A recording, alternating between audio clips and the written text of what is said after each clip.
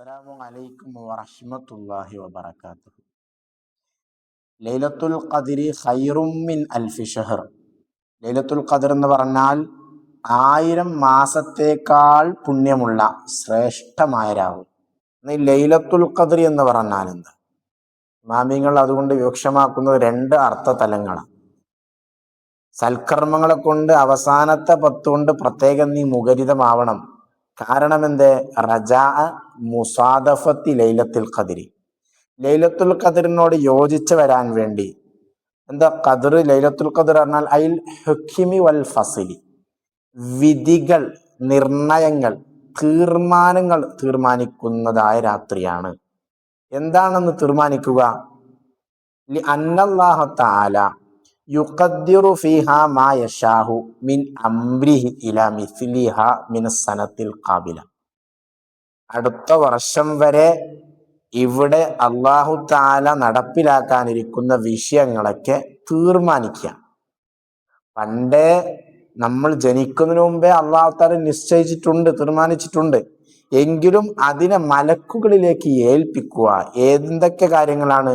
മിൻ അംരിൽ മൗത്തി, ആരൊക്കെ മരിക്കണം, വൽ അജലി വൽ റിസ്ഖി വഗൈരിഹി വഗൈരി ദാലിക.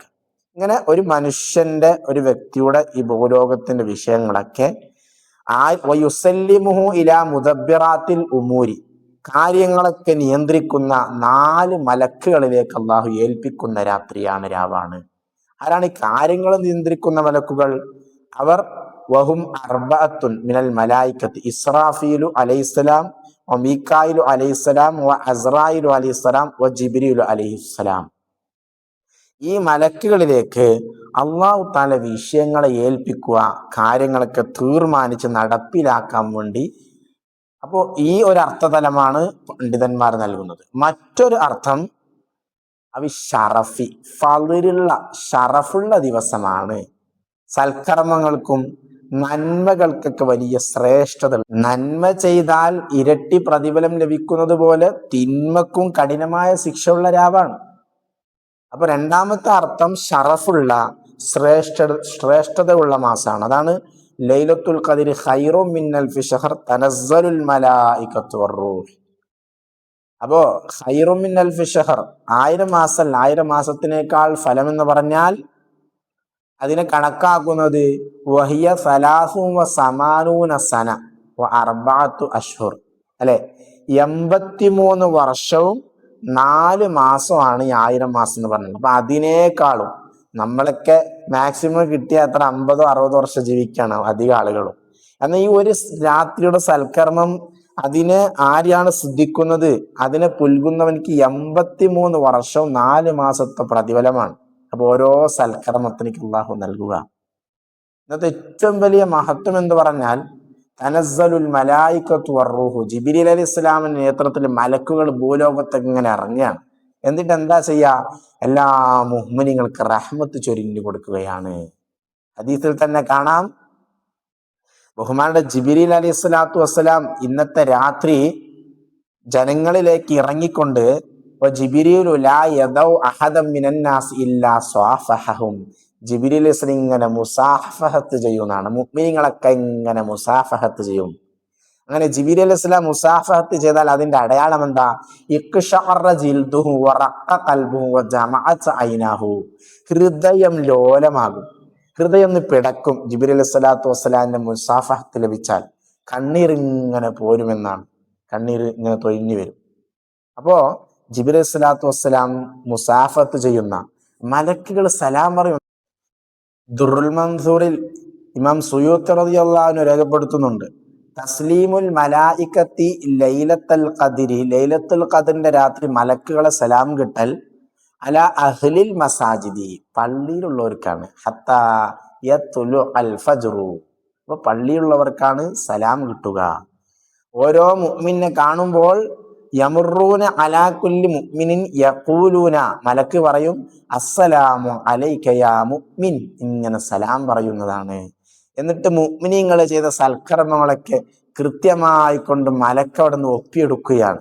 ഒപ്പിയെടുത്തിട്ട് ഓരോ ആകാശത്തിലേക്ക് അവന്റെ റിപ്പോർട്ട് കൃത്യമായി സമർപ്പിച്ച് എന്നിട്ട് വാനലോകത്തിലേക്ക് കയറിയ മലക്ക് അവരിങ്ങനെ ഒരുമിച്ചിരിക്കുകയാണ്. ഫയജ്ലിസൂന ഹിലഖൻ ഹിലഖൻ.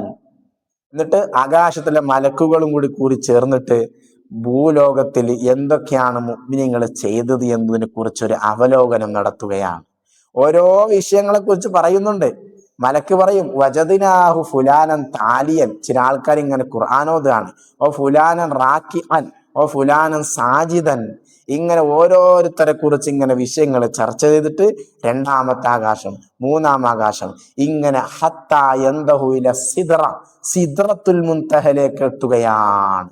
സിദ്റത്തുൽ മുൻതഹയിലേക്ക് എത്തിയപ്പോൾ മലക്കിനോട് സിദ്റ ചോദിക്കും, എന്താ യാ സുഖാനി ഹദ്ദിസൂനി അനിന്നാസ്, ജനങ്ങളെ കുറിച്ച് എനിക്ക് പറഞ്ഞു തരുവി.